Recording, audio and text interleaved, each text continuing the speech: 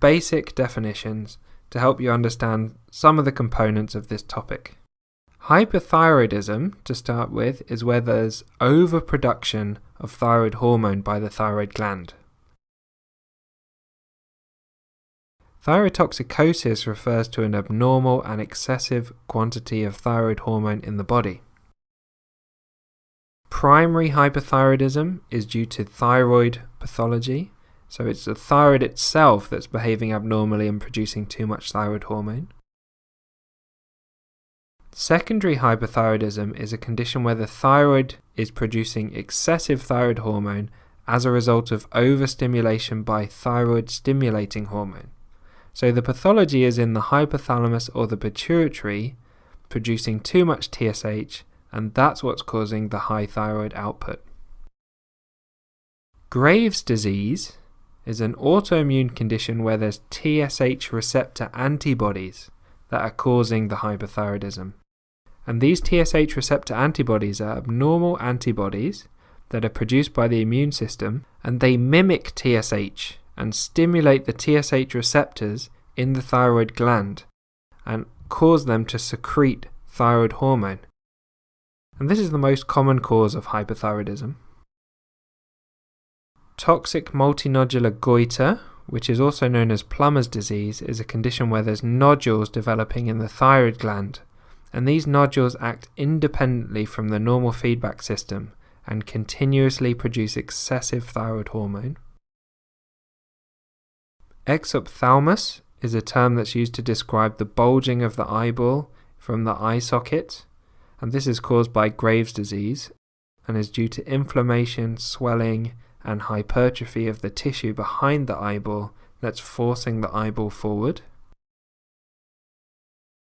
And final definition is pretibial myxedema, and this is a dermatological condition where there's deposits of mucin under the skin on the anterior aspect of the leg or the pretibial area, and this gives a discoloured, waxy, edematous type of appearance to the skin over this area, and it's very specific to Graves' disease, and it's caused by a reaction of the tissues under the skin to the TSH receptor antibodies.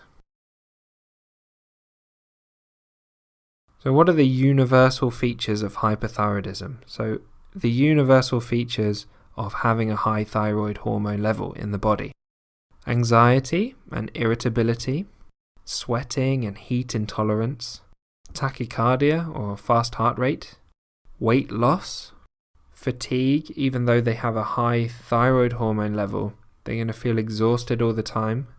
The thyroid hormone also stimulates the bowel, so you get frequent loose stools, and they can have sexual dysfunction as well. There's a couple of features that are unique to Graves' disease, and these all relate to the presence of TSH receptor antibodies. So you can have a diffuse goiter without any nodules, thyroid eye disease, which is what we talked about, this exophthalmos, and pretibial myxedema. Some of the features of toxic multinodular goiter: so you'd have a goiter, and then when you palpate it during your thyroid exam, you'd feel firm nodules. Most patients with toxic multinodular goiter are above 50 years old, and just as a reference point, toxic multinodular goiter is the second most common cause of thyrotoxicosis. A solitary toxic thyroid nodule is where there's a single abnormal thyroid nodule that's acting on its own to release thyroid hormone, and these nodules are usually benign adenomas, and they're treated quite easily by surgical removal of the nodule, which will stop the excess thyroid hormone from being produced. There's a condition called de Quervain's thyroiditis, and this describes a presentation of a viral infection with fever, neck pain and tenderness, dysphagia, and features of hyperthyroidism. And this is where there's a viral infection that's causing a bit of pain and inflammation in the thyroid gland. There's a hyperthyroid phase, and this is followed by a hypothyroid phase as the TSH levels fall due to negative feedback from the high thyroid gland. And then after the hypothyroid phase, thyroid function tests will return to normal. And this is a self-limiting condition, and all that's really required is some supportive care, usually with non-steroidal anti-inflammatories like ibuprofen to help with the pain and the inflammation, and some beta blockers for symptomatic relief of the hyperthyroidism if required. Next, let's talk about a concept called thyroid storm. And thyroid storm is a rare presentation of hyperthyroidism, and it's also known as thyrotoxic crisis. And this is where there's a more acute, severe presentation of the hyperthyroidism, where the patient will get pyrexia, tachycardia, and may have a delirium as well. It requires admission for monitoring, and it's treated pretty much the same way as other presentations of thyrotoxicosis, although they might need more supportive care with fluid resuscitation, antiarrhythmic drugs if they've gone into AF or some other arrhythmia due to the thyrotoxicosis, and beta blockers can be helpful to treat the symptoms. Which brings us on to management of the hyperthyroidism.